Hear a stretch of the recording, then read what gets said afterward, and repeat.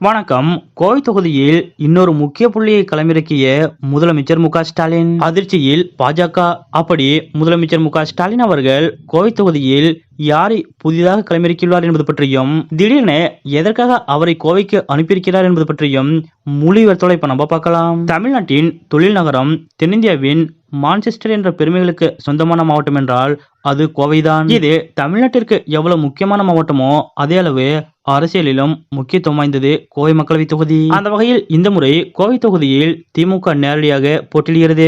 திமுக சார்பில் கணபதி ராஜ்குமார் அவர்கள் களமிறக்கப்பட்டுள்ளார். அதேபோல் அதிமுக சார்பில் சிங்கே ராமச்சந்திரன் அவர்களும், பாஜக சார்பில் தமிழக பாஜக தலைவர் அண்ணாமலை அவர்களும் களமிறங்கியிருக்கிறார். தமிழக பாஜக தலைவர் அண்ணாமலை அவர்கள் கோவை தொகுதியில் போட்டியிடுவதால் கோவை தொகுதி நட்சத்திர தொகுதியாக மாறியுள்ளது. கோவை தொகுதியை பொறுத்தவரை திமுக, அதிமுக, பாஜக என்று மூன்று கட்சிகளுக்கும் சமமான வாய்ப்புகள் இருக்கின்றன. அதாவது கடந்த 2019 மக்களவைத் தேர்தலில் திமுக கூட்டணியில் இருந்த மார்க்சிஸ்ட் கம்யூனிஸ்ட் கட்சி கோவை தொகுதியில் களமிறங்கியது. அப்போது சுமார் 1,70,000 வாக்குகள் வித்தியாசத்தில் மார்க்சிஸ்ட் கம்யூனிஸ்ட் கட்சி வெற்றி பெற்றது. அத்துடன் அப்போது பாஜக வேட்பாளர் சி.பி. ராதாகிருஷ்ணன் அவர்கள் 3,92,000 வாக்குகள் பெற்று 2ஆம் இடத்தை பிடித்தார். இந்த நிலையில் தற்போது மக்கள் நீதி கட்சியும் திமுக கூட்டணியில் இணைந்திருப்பதால் கோவையை பொறுத்தவரை திமுகவிற்கு சற்று பலமாகவே பார்க்கப்படுகிறது. இருப்பினும் கடந்த சட்டமன்ற தேர்தலில் திமுக தமிழகத்தின் பெரும்பான்மையான இடங்களில் கைப்பற்றிய போதும் கோவை தொகுதியில் ஒரு இடங்களில் கூட வெற்றி பெறவில்லை. மாறாக அனைத்து இடங்களிலும் அதிமுக தோல்வியடைந்தாலும்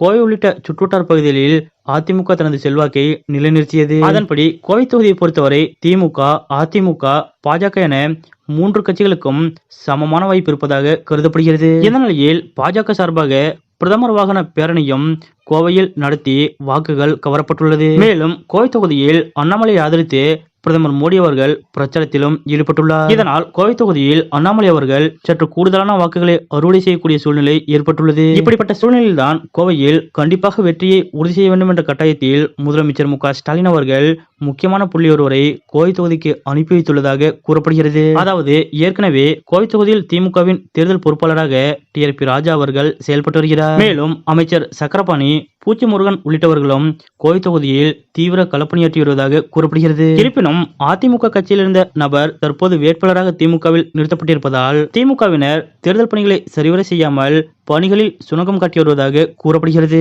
இப்படிப்பட்ட நிலையில்தான் முதலமைச்சர் மு.க.ஸ்டாலின் அவர்கள் தன்னுடைய மருமகன் சபரீசன் அவர்களை கோவை தொகுதியில் களமிறக்கப்பட்டுள்ளதாக கூறப்படுகிறது. இதனால் தற்போது கோவை தொகுதியில் திமுக தொண்டர்கள் சுறுசுறுப்பாக வேலை செய்து வருவதாக சொல்லப்படுகிறது. எப்படியும் கோவை தொகுதியில் அண்ணாமலையை ஜெயிக்கவிடக்கூடாது என்று திமுக தீவிரமாக கோவையில் பிரச்சாரம் செய்து வருவது பாஜகவிற்கு அதிர்ச்சியை ஏற்படுத்தியுள்ளது. கோவை தொகுதியில் அண்ணாமலை ஜெயித்துவிடக்கூடாது என்பதற்காக சபரீசன் அவர்களை திமுக களமிறக்கியிருப்பதாக கூறப்படும் இந்த தகவல் பற்றிய உங்களுடைய கருத்துக்கள் என்ன அப்படிங்கிறத மறக்காம கமெண்ட்ல குறிப்பிடுங்க.